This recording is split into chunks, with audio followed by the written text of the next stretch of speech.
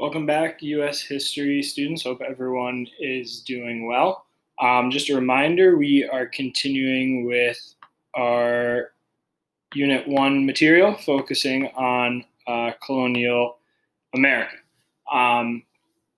So we'll just get into things today. We'll start with our aim and do now. So our aim we have on the right-hand side here.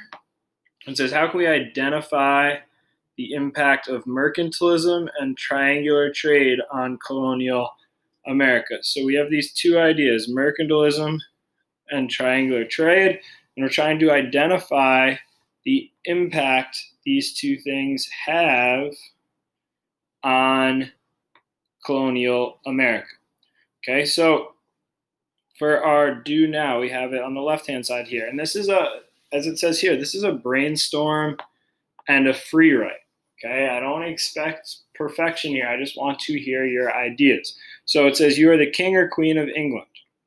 And you have 13 colonies lying across the Atlantic in North America under your rule. What are some rules and policies you would have in place for these colonies?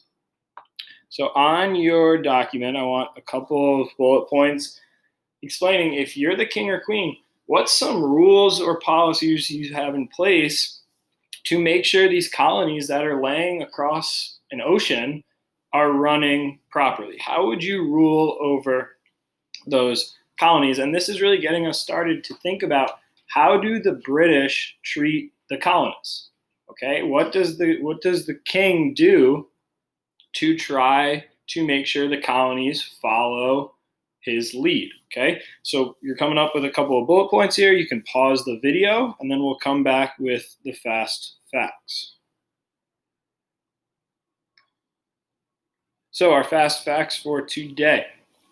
All right, and remember, this is some background content, so we understand what's going on in this story of American history. So bullet one, it says the British founded the American colonies with a focus on earning money and spreading their empire. So we need to always remember, the British look to the American colonies as a way to earn money and also as a way to expand their power. The British are not encouraging colonists to go to North America so that they have all this freedom or all this independence. No, the British see it as a way to make money and as a way to spread their power. So how does this colonial economic system develop to benefit the British? So as the colonies developed, the British focused on removing natural resources from the colonies to create finished goods. So these resources are the means by which the British earn their money. Colonists come to North America, they set up colonies, and they really initially focus on trying to get natural resources out of North America and the American colonies. The British then get those materials and they turn them into finished products. Okay, this is an economic concept called mercantilism, right? And this term always trips students up. But I want to stress, the root of the word is merchant. Merchant meaning like business. Okay, so this policy of mercantilism is the business in which the British make money from the colonies. All right, so finishing off this bullet, the concept's known as mercantilism, and it drives the British actions, as this idea relied on the mother country extracting raw materials from a colony for their benefit. So the mother country are the British, and they get raw materials from the colonies, and those become goods, finished products. Okay.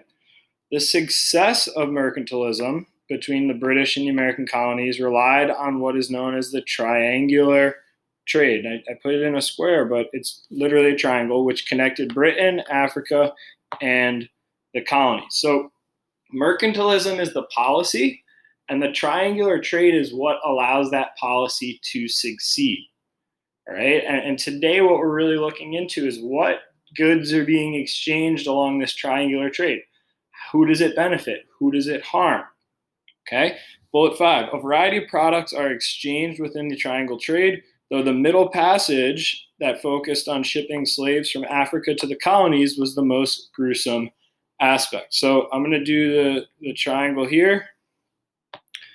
And this part in green is considered the middle passage. It's linking Africa to the colonies, and this is where we see the shipment of slaves come into the picture. Okay, so the triangular trade not only fuels the economic growth of the colonies, but it also leads to the widespread capturing and sale of Africans into slavery. So we're going to look into all these factors today. All right, to get us going, all right, we're going to look at this idea of mercantilism first. So on your paper, you guys have a reading, okay, and it's titled The Impact of Mercantilism. You'll see it titled right here. All right, so this reading gives you an overview of this policy of mercantilism. What you guys are doing down here at the bottom, okay, is you're using this text to help you figure out what did the British receive, what benefits did they receive, and then what did the colonies receive in exchange for mercantilism. So what we're trying to figure out is how did mercantilism how is it designed to benefit both colonies and the colonial power? Okay, so we're looking at positives only here today to start. So you're trying to figure out what is positive about mercantilism for both parties. How do the British, the mother country, benefit?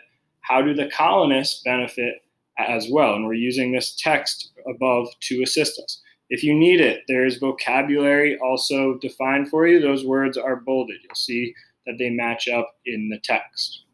Okay, once you finish with this reading, we'll move to the next segment as a group.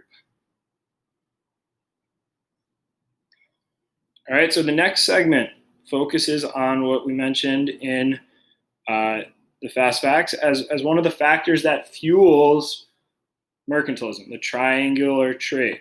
All right, remember, it's a system that connects 3 points, forms a triangle. So I'm going to show you guys a slide that is going to depict this triangular trade. So triangular trade, what we see is we see at one point we have the New World, all right, the colonies.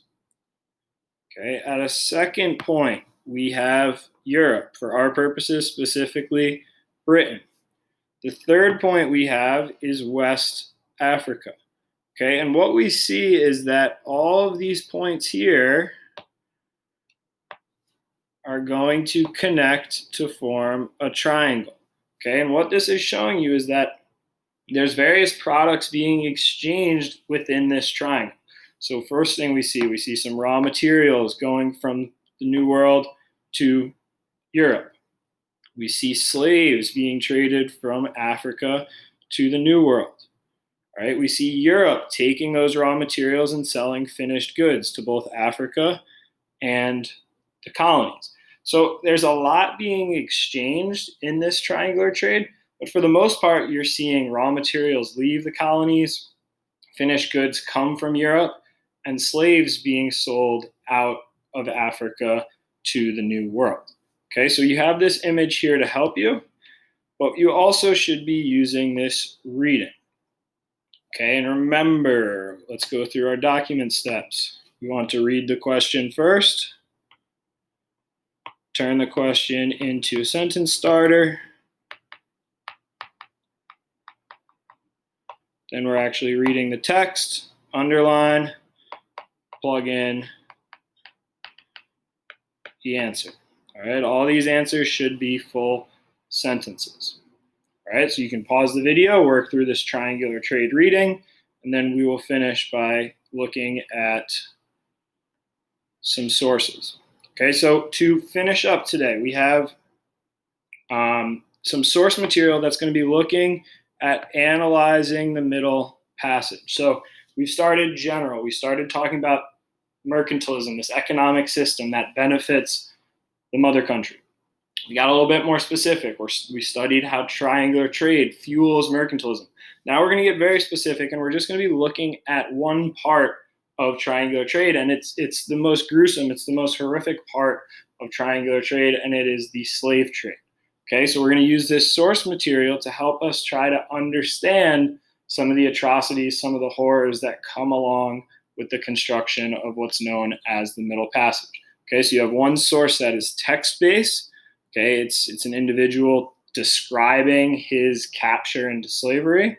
You have an analysis question below.